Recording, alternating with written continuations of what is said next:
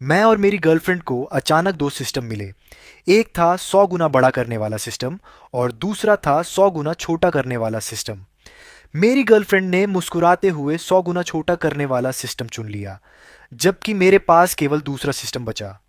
किसने सोचा था कि सिर्फ 3 दिन बाद ही भयंकर बारिश और आपदा आ जाएगी। लोग अपने अपने घरों में फंस गए और कहीं आ जा नहीं सकते थे। ऐसे समय में सबसे बड़ी समस्या संसाधनों की थी। मैंने अपने बड़ा करने वाले सिस्टम की मदद से थोड़े से खाने पीने के सामान को 100 गुना बढ़ा दिया। हम दोनों ने सावधानी से उन संसाधनों का इस्तेमाल किया और आखिरकार इस मुश्किल दौर को पार कर लिया। लेकिन बारिश खत्म होने के बाद मेरी गर्लफ्रेंड ने बेरहमी से मुझे मार डाला। मरने से पहले मैंने उसे गुस्से से देखा तो वह ठंडे स्वर में बोली, अगर तुमने मेरा बड़ा करने वाला सिस्टम नहीं छीना होता तो मैं इसी सिस्टम से खाने को बड़ा करके उससे कहीं बेहतर जिंदगी जी सकती थी। और वह तो चू शेंग भैया के परिवार को बचाने चली गई थी। तुम हर मामले में अच्छा हो, बस एक कमी है, तुम बहुत स्वार्थी हो। जब मैंने दोबारा आंखें खोली तो देखा कि मेरी गर्लफ्रेंड मुझसे पहले ही 100 गुना बड़ा करने वाला सिस्टम चुन चुकी थी। उसी पल मुझे समझ आ गया कि वह भी पुनर्जन्म लेकर वापस आई है। उसने मेरी ओर विजयी मुस्कान के साथ देखा। उसकी आंखों में छिपी खुशी साफ झलक रही थी। चूंकि उसे उस चू भैया से इतना प्यार है और मुझसे, उस इंसान से जिसने उसकी जान बचाई थी, इतनी नफरत है, तो इस बार मैं उसकी कोई मदद नहीं करूंगा। इसके बाद वह अपने नए सिस्टम को आजमाने के लिए बेहद उत्साहित हो गई। उसने जेब से एक केला निकाला और उसे 100 गुना बड़ा कर दिया। छोटा सा केला देखते ही देखते एक विशालकाय केले में बदल गया। पिछले जन्म में पूरे 1 साल तक चली भीषण बर्फीली आपदा अचानक समाप्त हो गई थी। जब लोगों को लगा कि सब कुछ फिर से सामान्य होने वाला है, तभी अचानक प्रलयंकारी बारिश का दौर शुरू हो गया। हर कोई अपने अपने घरों में फंस गया और खाने पीने का सामान तेजी से खत्म होने लगा। मेरे घर में अभी भी कुछ डिब्बे इंस्टेंट नूडल्स और ब्रेड के बचे हुए थे। मैंने अपने एनलार्जमेंट सिस्टम का इस्तेमाल करके उन्हें कई गुना बड़ा कर दिया और इसी सहारे हम 5 साल तक चली उस भयानक बारिश वाली प्रलय में किसी तरह जीवित रहे। मेरी गर्लफ्रेंड का बचपन का दोस्त चू शेंग हमारे सामने वाले घर में रहता था।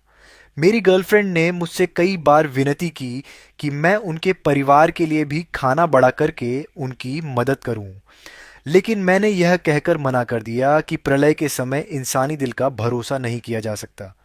मैंने तो किसी तरह उस प्रलय को झेल लिया, लेकिन आखिर में उसी गर्लफ्रेंड के हाथों मारा गया जिसकी मैं हमेशा रक्षा करता रहा था। फांग युआन। अब एनलार्जमेंट सिस्टम मेरा हो गया है। क्या तुम्हें मुझसे ईर्ष्या नहीं हो रही? आखिर अब मैं अपनी मनचाही हर चीज को बड़ा कर सकती हूं। तुम्हारा छोटा करने वाला सिस्टम तो लगता है किसी काम का नहीं है। मेरी गर्लफ्रेंड जैसे यह परखने की कोशिश कर रही थी कि क्या मैं भी उसके साथ दोबारा जन्म लेकर लौटा हूं। उसकी आंखों में अभी भी हल्की सी सतर्कता और शंका झलक रही थी। मैंने राहत की सांस ली और अनजान बनने का नाटक करते हुए मुस्कुरा दिया। इससे क्या फर्क पड़ता है, आखिर एक सिस्टम ही तो है। अगर तुम्हें चाहिए तो मैं इसे भी तुम्हें दे सकता हूं। मुझे अच्छी तरह पता था कि इस बार मेरी गर्लफ्रेंड जरूर अपने बचपन के दोस्त चू शेंग और उसके परिवार को बचाने जाएगी। और एक बार अगर किसी और को इस सिस्टम के बारे में पता चल गया तो वह कभी भी इसे सुरक्षित तरीके से अपने पास नहीं रख पाएगी। जब उसने देखा कि मुझे बढ़ाने वाले सिस्टम में जरा भी दिलचस्पी नहीं है, तो वह खुशी से बाहर भागी और सीधे छू शेंग के घर का दरवाजा खटखटाने लगी। रूयान, तुम यहां कैसे? अगले ही पल मेरी गर्लफ्रेंड ने चूशेंग का हाथ थाम लिया और कहा, छू भैया, आइए अंदर चलकर बात करते हैं। यह देखकर मैंने तुरंत अपना फोन निकाला और तारीख देखी। अब भी मूसलाधार बारिश वाली आपदा आने में 3 दिन बाकी थे। अभी सब कुछ संभालने का समय था। इसके बाद मैं तुरंत कार लेकर पास के सुपरमार्केट गया और खाने पीने से लेकर रोजमर्रा की जरूरत की लगभग सारी चीजें खरीद डाली। मैंने इंस्टेंट नूडल्स, ब्रेड और लंबे समय तक चलने वाले दूसरे खाद्य पदार्थ खरीदे। साथ ही टॉयलेट पेपर, दैनिक उपयोग का सामान और अन्य जरूरी वस्तुएं भी ले लीं। इसके अलावा मैंने चावल, आटा और तरह तरह की सब्जियों के बीज भी खरीदे ताकि मुझे हमेशा मांस खाने को मिल सके। मैंने कुछ चूजे भी खरीद लिए। फिर मैं फर्नीचर मार्केट गया और अपने लिए फर्नीचर का पूरा सेट चुन लिया। मैं अपने लिए एक बिल्कुल नया और आरामदायक घर तैयार करने वाला था। मेरा घर ऊंची मंजिल पर था। पिछले जन्म में भी, चाहे बारिश कितने ही समय तक क्यों न चली हो, उसने मेरे घर को कभी खतरे में नहीं डाला था। मैंने अपना घर छोड़ने का कोई इरादा नहीं किया था। बस मैं एक अलग तरीके से जीने की तैयारी कर रहा था। इस दौरान मैं पागलों की तरह खरीदारी करता रहा। जब तक मेरे बैंक कार्ड का आखिरी पैसा भी खर्च नहीं हो गया, मैं जरूरी सामान जुटाता रहा। दूसरी तरफ मेरी गर्लफ्रेंड को पता था कि भीषण बारिश और आपदा आने वाली है। फिर भी उसने न तो कोई तैयारी की और न ही कोई चिंता दिखाई, क्योंकि उसे भरोसा था कि उसके विस्तार सिस्टम की मदद से वह खाने पीने की चीज़ों को कई गुना बड़ा कर सकती है। इसलिए वह बिल्कुल भी घबराई नहीं, बल्कि कहीं ना कहीं इस आपदा का इंतजार कर रही थी। मैं अच्छी तरह जानता था कि वह किस बात की उम्मीद कर रही है।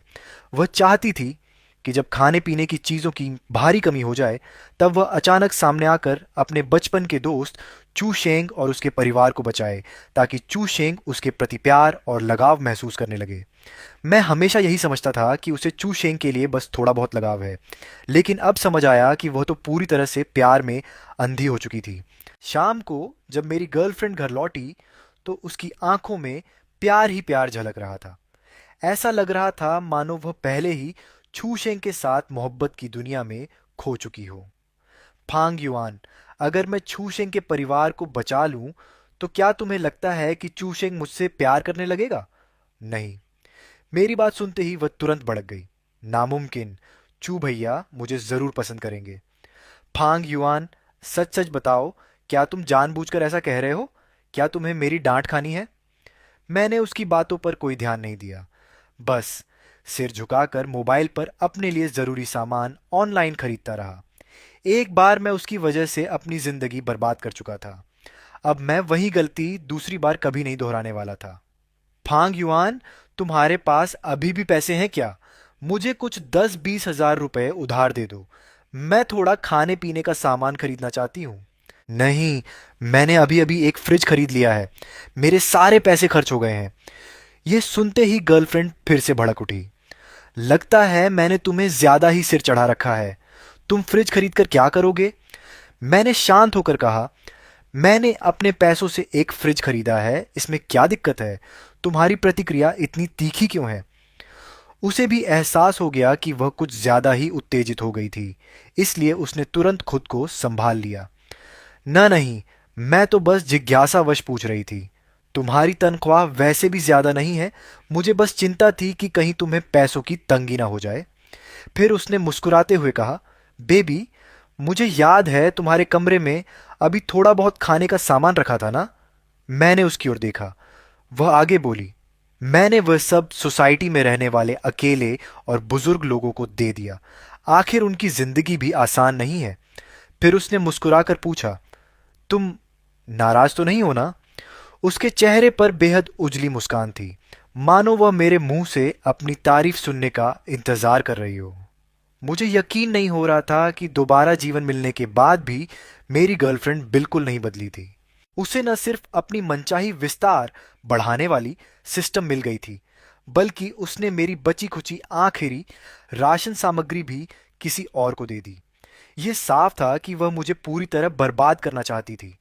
अपनी गर्लफ्रेंड के चेहरे पर खिली मुस्कान देखकर मेरे मन में उसके लिए और भी ज्यादा नफरत भर गई।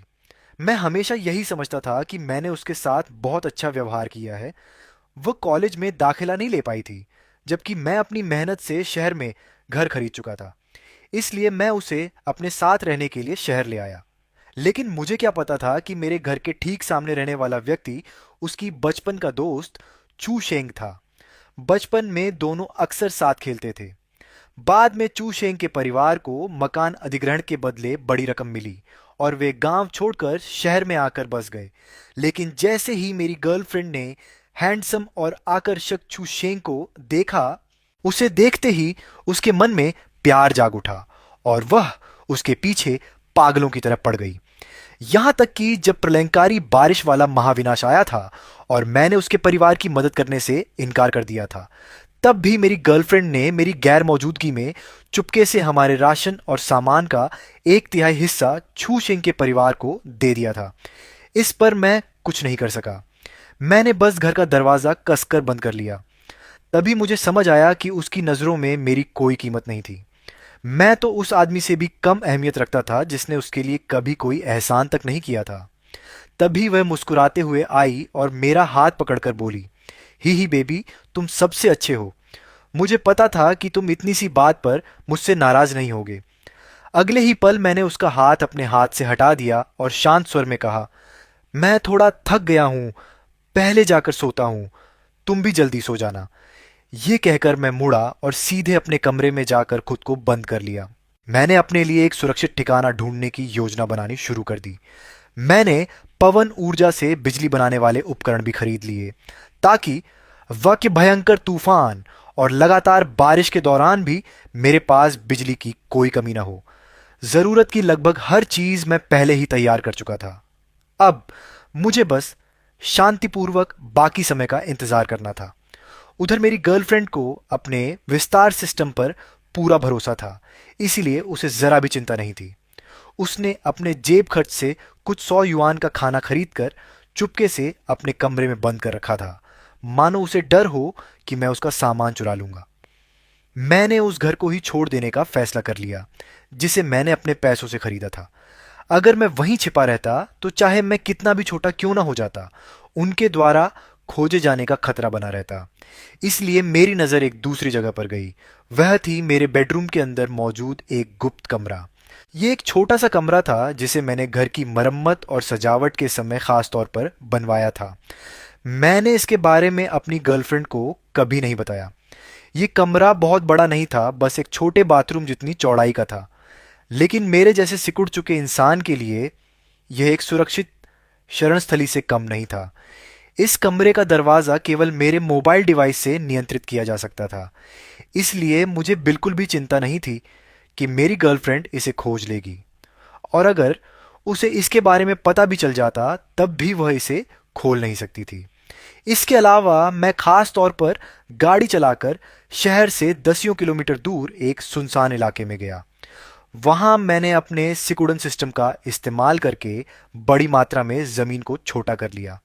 इस तरह जब समय आएगा तो मैं उस ज़मीन और अपने पास रखे बीजों का उपयोग करके सब्जियां उगा सकूंगा और पूरी तरह आत्मनिर्भर बन सकूंगा।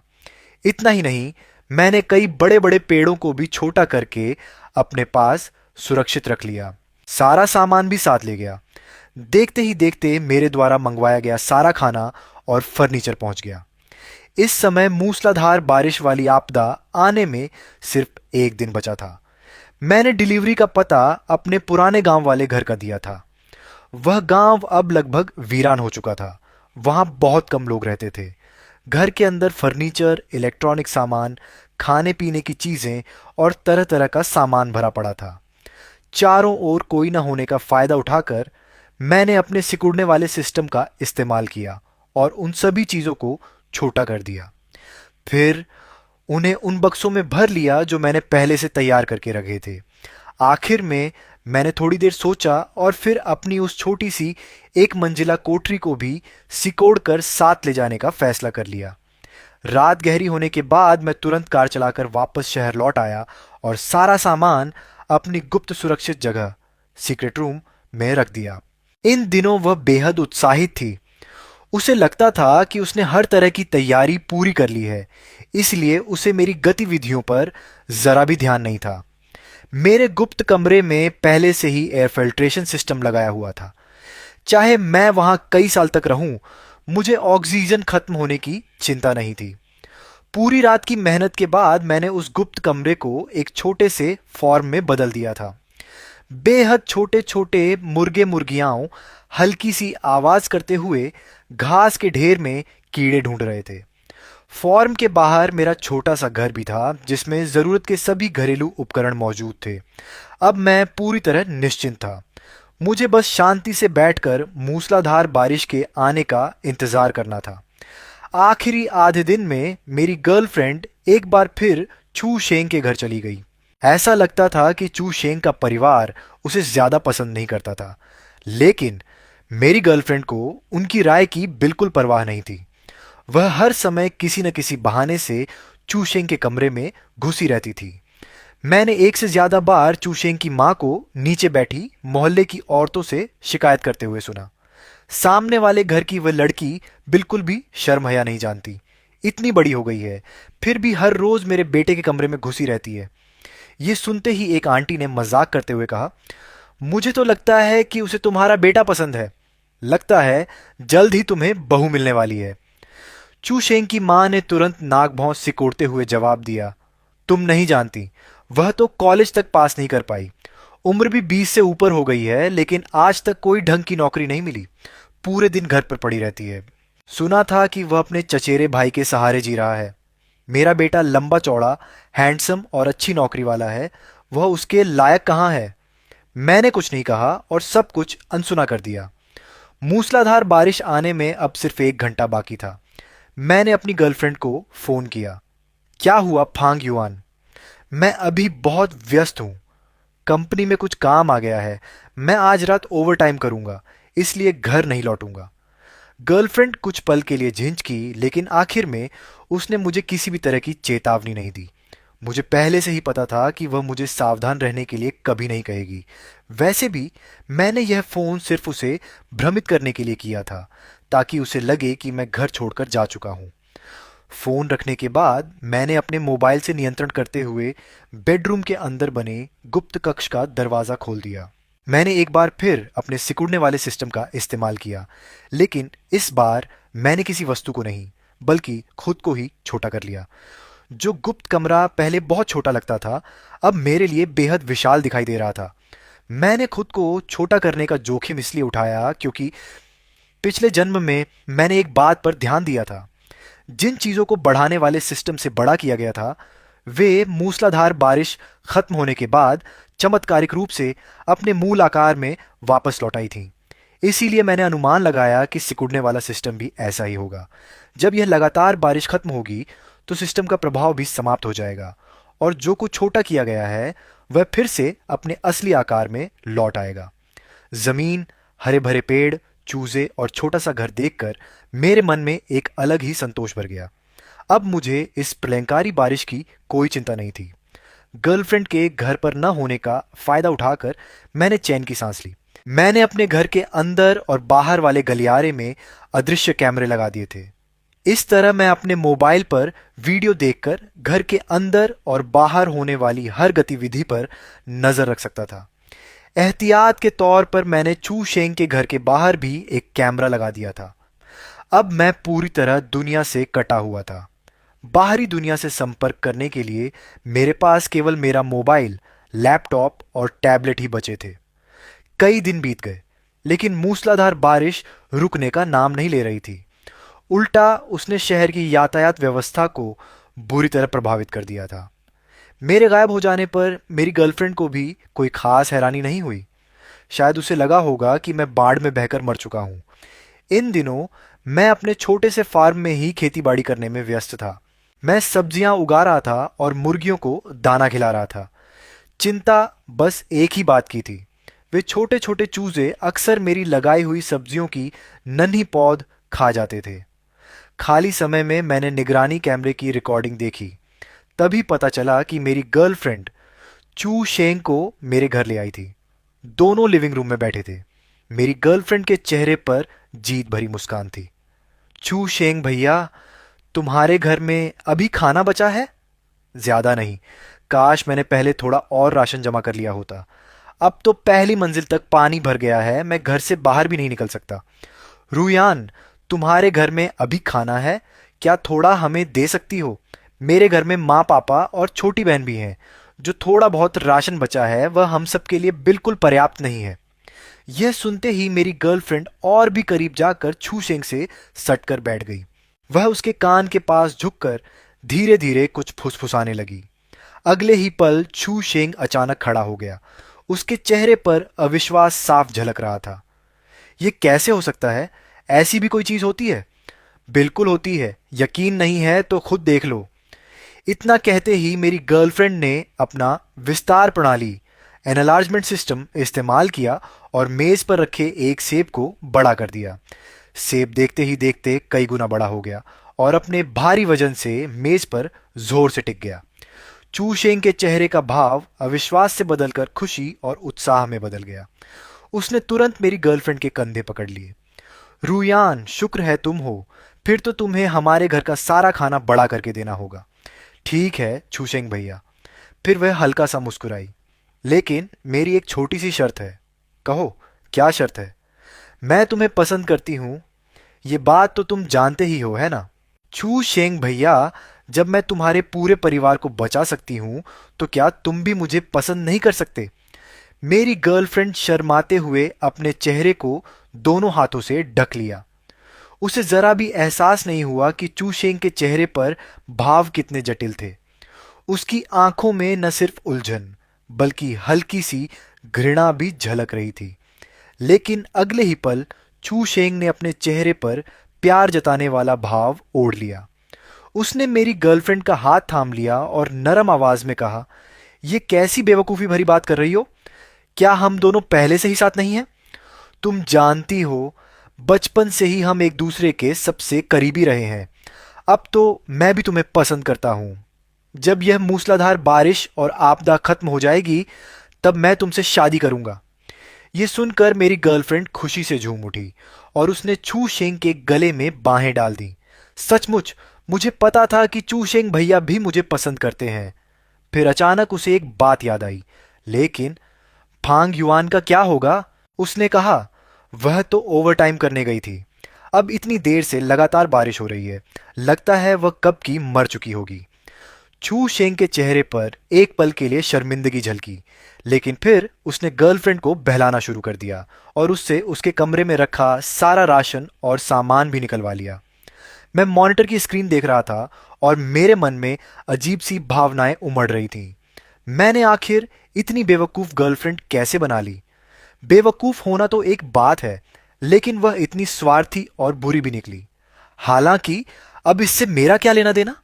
वैसे भी मैं यहां छिपा हुआ हूं, किसी को मेरे बारे में पता चलने वाला नहीं है। मुझे बस आराम से अपनी छोटी सी दुनिया में जीना है और अपने दिन अच्छे से बिताने हैं। इसके बाद मैं अपने कमरे में वापस गया, अपने लिए गर्मा गर्म हॉट पॉट बनाया, फिर फ्रिज खोलकर एक ठंडी ड्रिंक निकाली और मज़े से अपना डिनर खाने लगा। इतना ही नहीं, मैं बड़े चाव से खाना खा रहा था।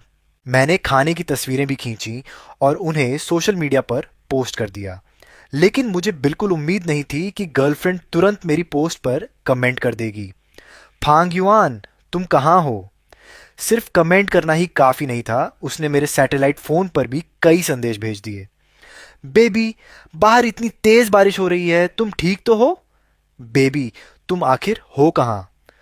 तुम तो हॉट पॉट भी खा रहे हो, मेरा भी खाने का मन कर रहा है। इतनी भयानक बारिश में मैं बाहर नहीं निकल सकती, तुम मेरे लिए भी थोड़ा खाना लेकर आ जाओ। उसके इन सवालों का मैंने एक भी जवाब नहीं दिया। मैंने बस अभी अभी पी गई ड्रिंक की एक और तस्वीर खींची और उसे भेज दी। तस्वीर देखते ही उसने तुरंत मुझे फ़ोन कर दिया। बेबी, तुम अभी भी हॉट पॉट कैसे खा पा रहे हो? क्या तुम थोड़ा सा खाना मेरे लिए भी नहीं ला सकते? मैं तो कई दिनों से सिर्फ ब्रेड खाकर गुजारा कर रही हूं। हालांकि गर्लफ्रेंड ऐसा कह रही थी, लेकिन उसकी बेचैन आवाज से मैं उसका असली मतलब साफ समझ सकता था।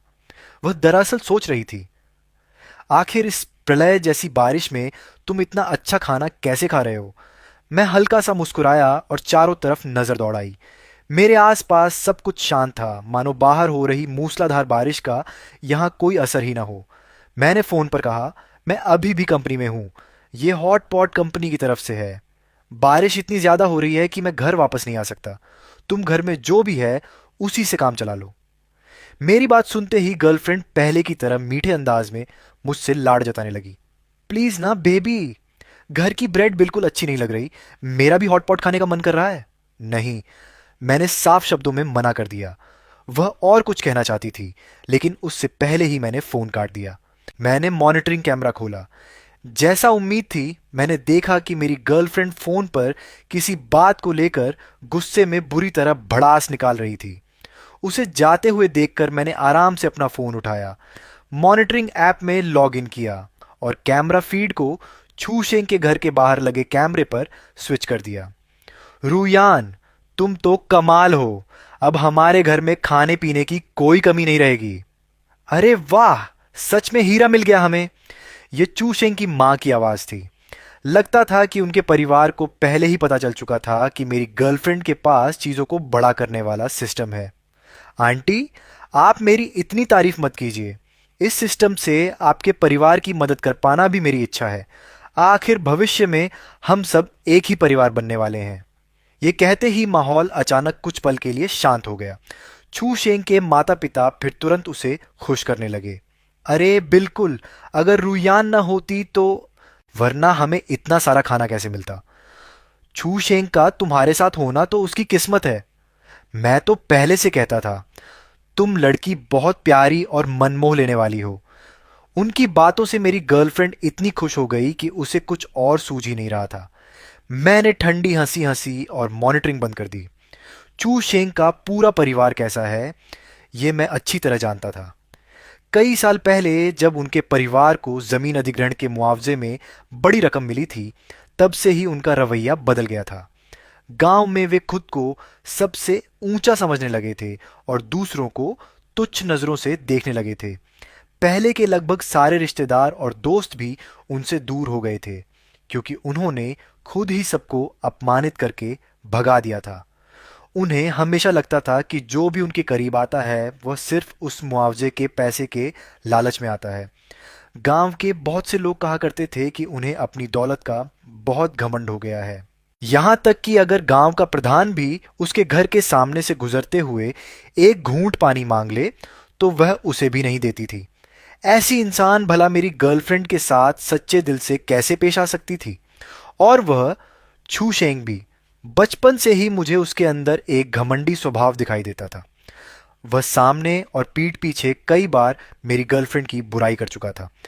उसके दिल में कभी भी मेरी गर्लफ्रेंड के लिए सम्मान नहीं था, लेकिन मैं उनके मामलों में दखल नहीं दे सकता था। आखिरकार मैं अब 100 गुना छोटा हो चुका था। कुछ ही देर बाद मेरी गर्लफ्रेंड का फोन आ गया। फोन के दूसरी तरफ उसकी आवाज बेहद गर्व से भरी हुई थी। फांग युआन, तुम्हें एक खुशखबरी बताऊं, मैं और चू शेंग अब साथ हैं। अच्छा, मैंने शांत स्वर में जवाब दिया और मुर्गियों को दाना खिलाते हुए कहा। तो मुझे फोन क्यों किया है? फांग युआन, तुम्हारी तरफ से मुझे मुर्गियों की आवाज क्यों आ रही है? ओह, क्योंकि मैं मुर्गियों को दाना खिला रहा था। मेरी बात सुनकर गर्लफ्रेंड तुरंत हैरान रह गई। इतनी भयंकर बारिश में तुम्हें मुर्गियां कहां से मिल गईं? मैंने उसके सवाल का सीधा जवाब नहीं दिया, बस इतना कहा कि वे मुर्गियां मैंने खुद पाली हैं। फांग युआन, तुम आखिर हो कहां? तुम्हारे वहां न सिर्फ हॉटपॉट खाया जा रहा है, बल्कि मुर्गियां भी पाली जा रही हैं। क्या तुम्हारी जगह पर इस तूफानी बारिश का बिल्कुल असर नहीं हुआ? नहीं। गर्लफ्रेंड ये कभी सोच भी नहीं सकती थी कि मैं कहीं और नहीं गया था, बल्कि अपने ही बेडरूम में छिपा हुआ था। बस एक दीवार का फासला था, लेकिन उसके दोनों तरफ दो बिल्कुल अलग दुनिया थी। बहुत बढ़िया। अगर तुम्हारी जगह पर बारिश का असर नहीं हुआ तो जल्दी बताओ तुम कहां हो। मैं छू शेंग और उसके परिवार को भी साथ लेकर आ जाऊंगी। वैसे भी भविष्य में हम सब एक ही परिवार बनने वाले हैं। मैं हल्का सा मुस्कुराया और कहा, खुद ही ढूंढ लो। अगर मुझे ढूंढ लिया तो आ जाना। तुम्हारा क्या मतलब है? क्या तुम नहीं चाहते कि हम वहां आए? मैं, जो बचपन से ही गर्लफ्रेंड की हर बात मानता आया था, पहली बार उससे इतने व्यंग्य भरे लहजे में बात कर रहा था। मैंने रास्ता रोक रही एक छोटी सी चूजे को हल्के से किनारे किया और बड़े बड़े कदमों से खेत से वापस घर की ओर चल पड़ा। मेरे फ्रिज में काफी सारे तैयार खाने का सामान रखा हुआ था, जिनमें फ्रोजन पिज्जा, बन और पकौड़ी, डंपलिंग जैसी चीजें भी शामिल थीं। मैंने पंखा चालू किया और माइक्रोवेव से अभी अभी बेक किया हुआ पिज्जा निकाल लिया। दोबारा गर्म करने के बाद पिज्जा सुनहरे रंग का हो गया था। वह बेहद स्वादिष्ट, नरम और खुशबूदार लग रहा था। मैंने यूं ही उसकी एक तस्वीर खींचकर गर्लफ्रेंड को भेज दी। तस्वीर देखते ही वह फिर बेचैन हो उठी। तुम्हारे पास पिज्जा भी है? बेबी, जल्दी बताओ ना, तुम आखिर हो कहां? बेबी, तुम बहुत स्वार्थी हो। मैं यहां सूखी ब्रेड और इंस्टेंट नूडल्स खाकर गुजारा कर रही हूं और तुम वहां आराम से पिज्जा खा रहे हो। गर्लफ्रेंड की आवाज में बेचैनी भी थी और थोड़ी नखरे भरी मिठास भी। वह हर हाल में मेरा पता निकलवाने की कोशिश कर रही थी। मैंने पिज्जा का एक बड़ा कौर लिया। पिघला हुआ चीज लंबी लड़ी की तरह खींच गया। 2 कौर चबाने के बाद मैंने कहा, वाह वाह वाह, ये पिज्जा तो कमाल का स्वादिष्ट है। ऊपर का चीज देखो, कितना बढ़िया खींच रहा है। फांग युआन, चाहे तुम्हारी जगह कितनी भी अच्छी क्यों ना हो, तुम्हारे पास जो खाना है वह आखिर सीमित ही है। तुम्हारे उस छोटा करने वाले सिस्टम का क्या फायदा? मेरा बड़ा करने वाला सिस्टम तुम्हारे खाने को कई गुना बढ़ा सकता है। तब कई सालों तक खाने की कोई कमी नहीं होगी। जल्दी बताओ, तुम कहां हो? मैं तुम्हें ढूंढने आ रही हूं। वह सचमुच मुझे ढूंढने नहीं आना चाहती थी। असल में उसे सिर्फ यह बर्दाश्त नहीं हो रहा था कि मैं उससे बेहतर जिंदगी जी रहा हूं। मैंने फिर वही जवाब दिया, अगर मुझे ढूंढ लिया है तो आ जाओ। इतना कहकर मैंने फोन काट दिया। मॉनिटरिंग कैमरे की स्क्रीन पर मैं साफ देख सकता था कि गर्लफ्रेंड गुस्से से बौखला गई थी। उसने मेरे कमरे में रखी चीजों को एक एक करके तोड़ना और फेंकना शुरू कर दिया। कुछ ही समय बाद गर्लफ्रेंड के पास भोजन को बड़ा करने वाला सिस्टम होने की खबर पूरे अपार्टमेंट परिसर में फैल गई। और यह बात किसने फैलाई थी, इसका अंदाजा लगाना बिल्कुल भी मुश्किल नहीं था। गर्लफ्रेंड के घर का दरवाजा बार बार खटखटाया जाने लगा। लोग अपने पास बचा खुचा कीमती खाना बड़े संभाल कर उसके पास ला रहे थे, इस उम्मीद में कि वह अपने सिस्टम से उसे कई गुना बढ़ा देगी। शुरुआत में गर्लफ्रेंड पूरी तरह घबरा गई। वह तो यह दिखाने की कोशिश कर रही थी कि उसके पास कोई सिस्टम नहीं है ताकि किसी तरह लोगों को टाल सके, लेकिन उसे ऐसा करने का मौका ही नहीं मिला। सामने वाले फ्लैट में रहने वाले चू शेंग का परिवार तुरंत बाहर आ गया। चू शेंग के माता पिता आगे बढ़े और मदद मांगने आए लोगों को रोकते हुए बोले, अरे अरे अरे, रुयान तो हमारे घर की होने वाली बहू है। अगर तुम लोग उसके सिस्टम का इस्तेमाल करना चाहते हो तो पहले हमारी अनुमति लेनी होगी। और सिस्टम चलाने में रुयान की बहुत ऊर्जा खर्च होती है। मुफ्त में काम नहीं होगा, पैसे देने पड़ेंगे। शुरुआत में चू शेंग इस बात से थोड़ा नाराज था कि उसके माता पिता ने लोगों को बता दिया था कि रुयान के पास सिस्टम है। लेकिन जैसे ही उसने यह बात सुनी, उसके चेहरे पर तुरंत मुस्कान आ गई। बिल्कुल सही, रुयान मेरी गर्लफ्रेंड है। अगर तुम लोग उससे काम करवाना चाहते हो तो मेहनताना तो देना ही पड़ेगा। ये कहते हुए चू शेंग ने खुलेआम गर्लफ्रेंड की कमर में हाथ डालकर उसे अपनी बाहों में खींच लिया। गर्लफ्रेंड भी शर्म से मुस्कुराते हुए उसके सीने से लग गई। इस तरह चू शेंग का पूरा परिवार गर्लफ्रेंड के सिस्टम का सहारा लेकर एक नया धंधा शुरू कर बैठा। जो भी व्यक्ति गर्लफ्रेंड से अपने खाने को बड़ा करवाने आता, उससे बदले में कीमत वसूली जाती। जो भी व्यक्ति सिस्टम का इस्तेमाल करवाना चाहता था, उसे छू शेंग को 2000 युआन देने पड़ते थे। 2000 युआन कोई छोटी रकम नहीं थी, लेकिन इस प्रलयंकारी बारिश के दौर में जब हर किसी के पास खाने पीने का सामान कम पड़ रहा था और पैसे देकर भी भोजन नहीं खरीदा जा सकता था, तब लोगों को यह सौदा बुरा नहीं लगता था। ऊपरी तौर पर यह एक ऐसा लेन देन था जिसमें दोनों पक्षों को फायदा दिखाई देता था। लेकिन निगरानी कैमरों के जरिए मुझे पता चला कि गर्लफ्रेंड के पास सिस्टम इस्तेमाल करवाने आने वाले लोगों की संख्या लगातार बढ़ती जा रही थी। इतना ही नहीं, वे पहले से कहीं ज्यादा बार उसके दरवाजे पर पहुंचने लगे थे।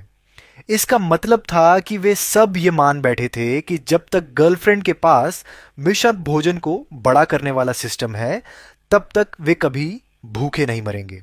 लेकिन उन्होंने एक बेहद महत्वपूर्ण बात को नजरअंदाज कर दिया था। सिस्टम खाने को बड़ा तो कर सकता था, लेकिन उसकी पहली शर्त यह थी कि आपके पास खाने की कोई चीज मौजूद हो। और एक ही वस्तु पर सिस्टम सिर्फ एक बार इस्तेमाल किया जा सकता था। ऐसा नहीं था कि किसी रोटी का आधा हिस्सा खाकर बाकी आधे पर फिर से सिस्टम चलाकर उसे दोबारा बड़ा कर लिया जाए। समय बीतता गया। पूरे 3 साल गुजर गए और इस पूरे समय में अपार्टमेंट परिसर के लोग गर्लफ्रेंड के इसी बड़ा करने वाले सिस्टम के सहारे अपनी जिंदगी चलाते रहे। हैरानी की बात यह थी कि इतने लंबे समय तक पूरे अपार्टमेंट परिसर में एक भी व्यक्ति भूख से नहीं मरा। इसी वजह से सभी लोग धीरे धीरे निश्चिंत हो गए। उन्होंने सावधानी बरतना छोड़ दिया और बिना किसी संयम के खाने पीने और मौज मस्ती में जुट गए। लेकिन तीसरे साल के आखिर तक पहुंचते पहुंचते संकट आखिरकार सामने आ ही गया। लगभग हर घर का राशन खत्म होने की कगार पर था। जो थोड़ा बहुत खाना बचा भी था, वह गर्लफ्रेंड के सिस्टम से बड़ा करने के बाद भी पर्याप्त नहीं पड़ रहा था। संसाधन बेहद सीमित हो चुके थे। अब बड़ा करने वाला सिस्टम पहले जैसा लाभ नहीं दे रहा था। नतीजा यह हुआ कि पूरे अपार्टमेंट परिसर का माहौल दिन ब दिन अराजक होता गया। हर तरफ खाने और दूसरे संसाधनों को लेकर झगड़े, मारपीट और विवाद होने लगे। उधर गर्लफ्रेंड बहुत पहले ही चूशेंग के घर में जाकर रहने लगी थी और खुद को उनके परिवार का हिस्सा मानने लगी थी। निगरानी कैमरों से उनकी बातें सुनकर मुझे पता चला कि चूशेंग का परिवार भी यह समझ चुका था कि अब गर्लफ्रेंड के पास सिस्टम इस्तेमाल करवाने आने वाले लोगों की संख्या लगातार घट रही है। इस धंधे से अब पैसे कमाना बहुत मुश्किल हो गया था। लेकिन मेरी गर्लफ्रेंड फिर भी चूशेंग के घर का खाना खा रही थी और वहीं रह रही थी।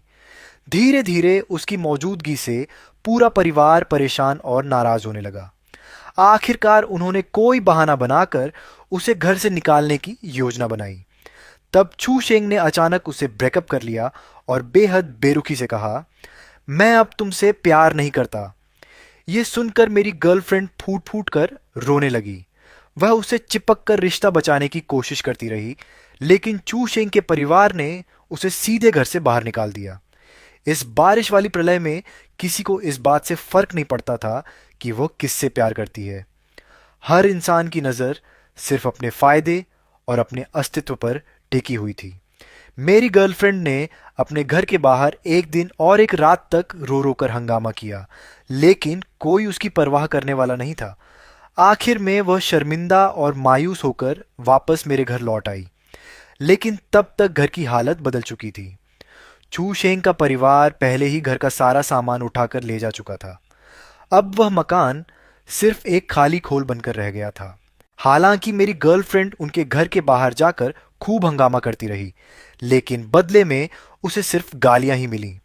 उधर मैं अपने छोटे से फार्म में आराम और सुकून से जीवन बिता रहा था। जब भूख लगती तो खेत से ताजी हरी सब्जियां तोड़कर थोड़ा मांस के साथ भून लेता, और अगर खाना बनाने का मन नहीं होता तो फ्रिज से तैयार रखा हुआ खाना निकालकर जल्दी से गर्म कर लेता। खाली समय में अपने लिए कोई ठंडा पेय भी बना लेता और आराम से उसका आनंद उठाता। हर सुबह उठते ही मेरा पहला काम मुर्गियों को दाना खिलाना होता था। उसके बाद मैं अपना नाश्ता बनाता और फिर फार्म में जाकर उन सब्जियों और दूसरी फसलों को देखता जिन्हें मैंने उगा रखा था। इस तरह 3 साल बीत गए। इन 3 सालों में मेरी कोई खबर न मिलने के कारण मेरी गर्लफ्रेंड को शायद लगने लगा था कि मैं कब का मर चुका हूं। फिर एक दिन उसने झिझकते हुए मुझे दोबारा फ़ोन किया, लेकिन उसकी उम्मीद के विपरीत मैंने इस बार भी फ़ोन उठा लिया। लेकिन उसे बिल्कुल उम्मीद नहीं थी कि मैंने फिर से फ़ोन उठा लिया। फांग युआन, तुम अभी भी जिंदा हो, यह तो बहुत अच्छी बात है। मुझे लगा था कि उस भयानक बारिश ने तुम्हारी जान ले ली होगी। मैंने शांत स्वर में पूछा, फोन करके क्या कहना चाहती हो? बेबी, तुम्हें नहीं पता छू शेंग और उसके परिवार ने मेरे साथ क्या किया है। उन्होंने मेरे विस्तार वाले सिस्टम का इस्तेमाल करके खूब पैसे कमाए, लेकिन अब जब कोई मेरे सिस्टम का उपयोग नहीं कर रहा तो उन्होंने मुझे सीधे घर से निकाल दिया। छू शेंग ने मुझसे वादा किया था कि वह मुझसे शादी करेगा, लेकिन अब वह मुझसे ब्रेकअप करना चाहता है। उनका पूरा परिवार सिर्फ अपने फायदे के बारे में सोचता है। वे सब के सब स्वार्थी लोग हैं। उन्होंने मेरी जिंदगी बर्बाद कर दी है। अब घर में खाने के लिए कुछ भी नहीं बचा है। तुम जल्दी आकर मुझे अपने पास ले जाओ प्लीज। अगर मुझे खाना नहीं मिला तो मैं सच में भूख से मर जाऊंगी। तुम भी तो नहीं चाहोगे कि अपनी इकलौती गर्लफ्रेंड को भूख से मरने दूं? नामुमकिन। गर्लफ्रेंड को शायद कुछ एहसास हो गया था। उसकी आवाज अचानक तेज हो गई, जैसे किसी बिल्ली की पूंछ पर पैर पड़ गया हो। फांग युआन, तुम्हें मेरी जरा भी परवाह नहीं है क्या? पहले वाले तुम तो ऐसे बिल्कुल नहीं थे। कहीं तुम भी पुनर्जन्म लेकर वापस तो नहीं आए हो? मैंने तब हल्की सी हंसी छोड़ी। हाँ, तो कोई समस्या है क्या? तुम भी पुनर्जन्म लेकर आए हो, फिर मुझे बताया क्यों नहीं? तुम्हें भी पता है कि चू शेंग और बाकी लोग कैसे इंसान हैं, है ना? फिर तुमने मुझे कुछ क्यों नहीं बताया? तुम इतने स्वार्थी कैसे हो सकते हो? मैंने उससे बहस नहीं की, सीधे उसे एक वीडियो भेज दिया। वीडियो में मेरे खेत के फल और सब्जियां बहुत अच्छी तरह उग रही थीं। चारों तरफ मुर्गियां इधर उधर दौड़ रही थीं और घर के अंदर का इंटीरियर भी बेहद गर्मजोशी भरा और आरामदायक लग रहा था। फ्रिज खाने पीने की चीजों और स्नैक्स से भरा हुआ था। कहीं से भी ऐसा नहीं लग रहा था कि यह जगह कभी भीषण बारिश की आपदा से प्रभावित हुई हो। ऐसा महसूस हो रहा था मानो यह किसी दूसरी ही दुनिया का हिस्सा हो।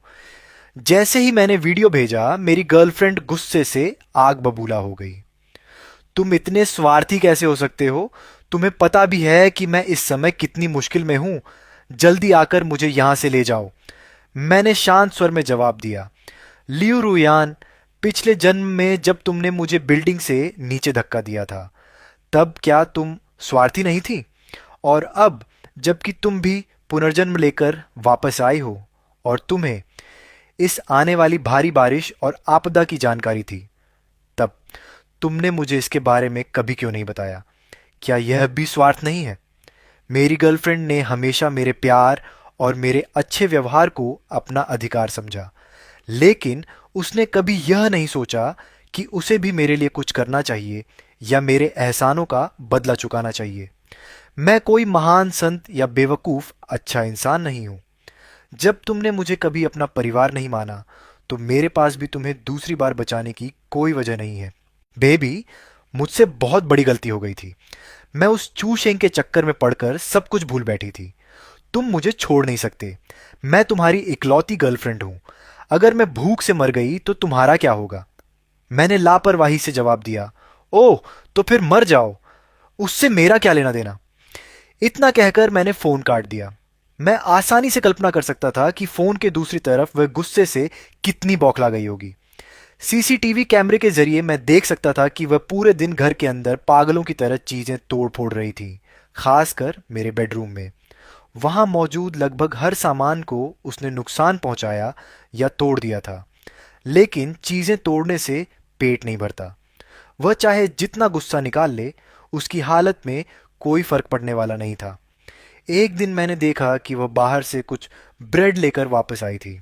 दरवाजे के बाहर लगे कैमरे की रिकॉर्डिंग देखकर मुझे पता चला कि यह सारा सामान असल में छूशेंग के घर से चुराया गया था।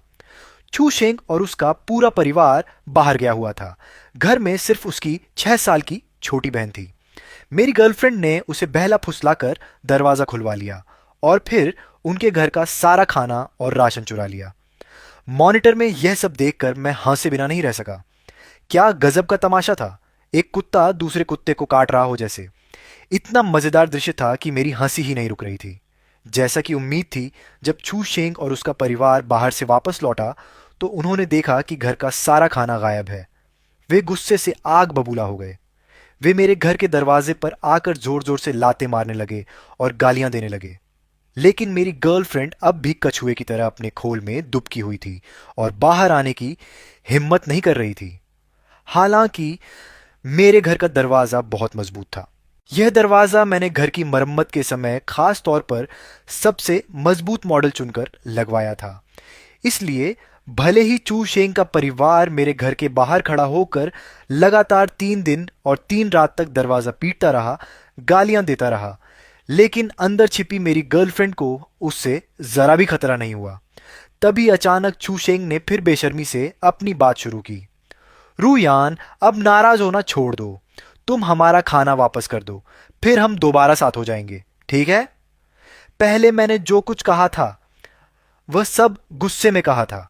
सच तो यह है कि मैं आज भी तुमसे प्यार करता हूं। हमने तो शादी करने का वादा भी किया था, क्या तुम्हें याद नहीं है? एक दरवाजे की दूरी से छू शेंग अंदर छिपी मेरी गर्लफ्रेंड से तरह तरह की मीठी बातें कर रहा था। शुरुआत में मेरी गर्लफ्रेंड अभी भी दुविधा में थी और आसानी से उसकी बातों में नहीं आ रही थी, लेकिन किसी ने सोचा भी नहीं था कि पूरे 2 दिनों तक छू शेंग लगातार उसे मनाने और मीठी मीठी बातें करने में लगा रहेगा। छू शेंग लगातार उससे माफी मांगता रहा और तरह तरह की कस्में खाता रहा। वह बार बार कह रहा था कि भविष्य में वह कभी इतनी लापरवाही और मूर्खता नहीं करेगा। मेरी गर्लफ्रेंड ने दरवाजे के हैंडल पर हाथ रखा हुआ था और उसके चेहरे पर दबाए न दबने वाली खुशी साफ दिखाई दे रही थी। उसे देखकर मुझे तुरंत समझ आ गया कि अब फिर से उसके सिर पर मुसीबत आने वाली है। आगे जो हुआ उसे देखकर तो मेरी आंखें तक खुली की खुली रह गईं। जैसे ही मेरी गर्लफ्रेंड ने दरवाज़ा खोला, बाहर छिपकर खड़े चू शेंग ने उसे एक जोरदार कोहनी मारी। वह सीधे जमीन पर गिर पड़ी। आखिर में वह अपना माथा पकड़कर दर्द से कराहती रह गई और बेबस होकर देखती रही कि चू शेंग का पूरा परिवार फिर से सारा खाना और राशन उठाकर ले जा रहा है। थू, तुम जैसी लड़की भी मेरे बेटे से शादी करने का सपना देखती है? ऐसा कभी नहीं होगा। हमने नहीं सोचा था कि तुम जैसी जवान लड़की के दिल में इतनी जहरीली और बुरी नीयत छिपी होगी। अभी भी हमारी चीजें चुराने की हिम्मत है तुम्हारी? मेरी गर्लफ्रेंड जमीन पर पड़ी थी, हिल भी नहीं पा रही थी। उसकी आवाज बहुत कमजोर थी। वो खाना तो पहले से मेरा ही था। तभी चू शेंग ने उसे एक लात मारकर दरवाजे से हटा दिया और सारा खाना उठाकर अपने घर ले गया। मेरी गर्लफ्रेंड 2 दिन तक अपने घर के दरवाजे पर पड़ी रही। आखिरकार उसमें थोड़ी ताकत लौटी और वह खड़ी हो पाई। वह दरवाजे के पास घुटनों को बाहों में बॉल में भरकर बैठ गई और बहुत देर तक रोती रही। अब उसके पास चाहे चीजों को बड़ा करने वाला सिस्टम, पावर अप सिस्टम था, फिर भी उसका कोई फायदा नहीं था, क्योंकि उसके पास खाने के लिए कुछ भी नहीं बचा था। जब वह पूरी तरह निराश हो चुकी थी, तब उसने मुझे फिर से फोन किया। जैसे ही मैंने कॉल उठाई, वह रोने लगी। काफी देर रोने के बाद उसने कहा, बेबी, मुझे लोगों ने बहुत परेशान किया है। उन्होंने मुझे बुरी तरह मारा है। मेरे पूरे शरीर में बहुत दर्द हो रहा है। फांग युआन, क्या तुम आकर मुझे बचा सकते हो? मुझे सच में बहुत दर्द हो रहा है और मुझे बहुत भूख भी लगी है। अगर यह पहले की बात होती तो मैं निश्चित रूप से उसकी हालत देखकर टूट जाता। मैं इतना परेशान हो जाता कि काश उसकी सारी तकलीफें खुद सह सकता। लेकिन अब उसकी सिसकियां और शिकायतें सुनकर भी मेरे दिल में कोई हलचल नहीं हुई। मैंने ठंडे स्वर में कहा, यह सब तुम्हारे अपने कर्मों का नतीजा है। इतना कहकर मैंने फोन काट दिया और मुड़कर खेत में मक्के की देखभाल करने चला गया। समय यूं ही दिन ब दिन बीतता गया। मेरी गर्लफ्रेंड अपने घर के दरवाजे पर पड़ी रहती थी और उसका शरीर दिन ब दिन और दुबला होता जा रहा था। इस दौरान कई लोग उसके पास आए। उन्होंने जबरदस्ती उससे उसके विस्तार वाले सिस्टम का इस्तेमाल करवाकर खाने पीने की चीजें बड़ी करवाईं। शुरुआत में वह ऐसा नहीं करना चाहती थी, लेकिन कई बार मार खाने के बाद उसके पास मान जाने के अलावा कोई और रास्ता नहीं बचा। इस तरह वह दूसरों के लिए काम करती रही और आखिरकार अपनी जिंदगी के आखिरी पलों में वह घिसटते हुए छू शेंग के घर के दरवाजे तक पहुंच गई। उसने छू शेंग के घर के दरवाजे तक पहुंचने की आखिरी कोशिश की। फिर उसका सिर एक तरफ लुढ़क गया और उसकी जिंदगी हमेशा के लिए समाप्त हो गई। जब चू शेंग ने दरवाजा खोला तो उसने बाहर मेरी गर्लफ्रेंड की लाश पड़ी हुई देखी। उसने बिना किसी भावना के उसे पैर मारकर एक तरफ हटा दिया और दरवाजा बंद कर लिया। फिर 2 और साल बीत गए। लगातार होती बारिश ने इमारत की निचली कई मंजिलों को पानी में डुबो दिया था। लेकिन जैसा कि मैंने अपने पिछले जीवन में अनुमान लगाया था, पानी हमारी मंजिल तक नहीं पहुंचा और हम सुरक्षित रहे। बारिश खत्म होने से कुछ महीने पहले चू शेंग के परिवार पर मुसीबत टूट पड़ी। उनकी पारिवारिक स्थिति पहले से ही अच्छी नहीं थी। ऊपर से मेरी गर्लफ्रेंड के सिस्टम की मदद से उन्होंने जो अचानक भारी दौलत कमाई थी, उससे बहुत से लोग उनसे जलने लगे थे। अब जब बारिश समाप्त होने के आखिरी महीने चल रहे थे, लगभग हर घर का खाद्य भंडार खत्म होने की कगार पर था। इसी बीच पता नहीं किसने रिहायशी सोसाइटी के ग्रुप में एक संदेश भेज दिया। किसी ने सोसाइटी के ग्रुप में यह खबर फैला दी कि चू शेंग के घर में अभी भी बहुत सारा खाना जमा है। यह सुनते ही कई लोग हथियार उठाकर झुंड के झुंड में उनके घर के बाहर पहुंच गए। वे दरवाजा पीटते, गालियां देते और चिल्लाते हुए कहते, सारा राशन बाहर निकालो। लेकिन चू शेंग और उसका परिवार न केवल खाना देने से इनकार कर रहा था, बल्कि बाहर खड़े लोगों को उल्टा बुरा भला भी कह रहा था। उनके इस व्यवहार ने भीड़ को पूरी तरह भड़का दिया। फिर कई समूहों ने आपस में मिलकर योजना बनाई कि वे बारी बारी से उनके घर का दरवाज़ा तोड़ने की कोशिश करेंगे। इसके बाद दरवाज़ा पीटने की आवाज़ दिन रात लगातार गूंजती रही। आखिरकार 4 दिन बाद चू शेंग के घर का मुख्य दरवाज़ा पूरी तरह तोड़ दिया गया। घर के अंदर जमा सारा खाना और सामान लूट लिया गया। कुछ ही समय में उनका पूरा भंडार खाली हो गया। छू शेंग और उसके परिवार के लोग जमीन पर बैठकर फूट फूट कर रोने लगे। अब उनके पास खाने के लिए कुछ भी नहीं बचा था और बिना भोजन के वे आने वाले आखिरी कुछ महीनों तक किसी भी हालत में जीवित नहीं रह सकते थे। और मैं अपने छोटे से फार्म में आराम से खाता पीता रहा। हालात ऐसे थे कि इस दौरान मेरा वजन उल्टा लगभग 5 किलो बढ़ गया। आखिरकार मैं उस दिन तक जीवित रहा जिसका मैं इतने वर्षों से इंतजार कर रहा था। तभी मेरे मोबाइल पर एक सूचना आई, महावृष्टि समाप्त हो चुकी है। मैंने सिर उठाकर आसमान की ओर देखा। हजारों परतों वाले काले बादलों को चीरते हुए सूरज आखिरकार बाहर निकल आया था। सुनहरी धूप धरती पर बिखर रही थी और लंबे समय बाद दुनिया में फिर से जीवन की एक किरण दिखाई दे रही थी। उस समय मैं खेत में मक्के की गुड़ाई कर रहा था कि अचानक मुझे अपने शरीर में एक अजीब सा बदलाव महसूस हुआ। मेरे सामने का छोटा सा फार्म और घर अचानक बेहद बौने और छोटे लगने लगे। मैं तुरंत समझ गया कि मेरा शरीर फिर से अपने सामान्य आकार में लौट रहा है। मैंने मोबाइल निकालकर गुप्त कक्ष का दरवाजा खोल दिया। जब मैं बाहर निकला तो मेरी नजर पूरे घर पर पड़ी। घर के अंदर हर तरफ अव्यवस्था फैली हुई थी। कमरों का सामान बिखरा पड़ा था और पूरा मकान किसी उजड़े हुए खंडहर जैसा दिखाई दे रहा था। ये थोड़ा अजीब था। सिर्फ मेरा शरीर ही अपने सामान्य आकार में वापस लौटा था, जबकि बाकी सारी चीजें अपने पहले वाले आकार में ही थीं। शायद इसका कारण यह था कि विस्तार प्रणाली और सिकुड़न प्रणाली एक दूसरे से अलग थीं। आखिर सिस्टम जैसी चीज अपने आप में ही रहस्यमयी और अविश्वसनीय होती है। मैं खिड़की के पास खड़ा होकर बाहर का दृश्य देखने लगा। प्रलय से बच जाने वाले लोग एक एक करके अपने घरों से बाहर निकल रहे थे। वे आसमान की ओर देखकर जोर जोर से चिल्ला रहे थे, अपनी खुशी और राहत व्यक्त कर रहे थे। कई लोगों की आंखों में आंसू थे क्योंकि उन्होंने आखिरकार इस भयानक आपदा को पार कर लिया था। मैंने भी सिर उठाकर आसमान की ओर देखा और पूरी ताकत से चिल्लाया, इस बार मैं आखिरकार बच गया। समाप्त।